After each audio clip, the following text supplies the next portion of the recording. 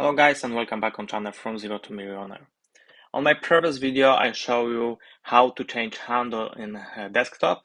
Today I'll show you how to change this handle on your mobile phone on your YouTube application. To do this, go to your channel, click on this icon of your channel on the top right corner. Now go to your channel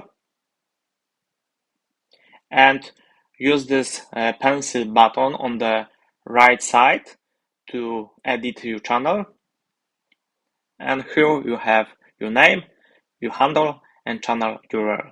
So if you want to change your handle, just push button this pencil next to handle, and now you can change this handle.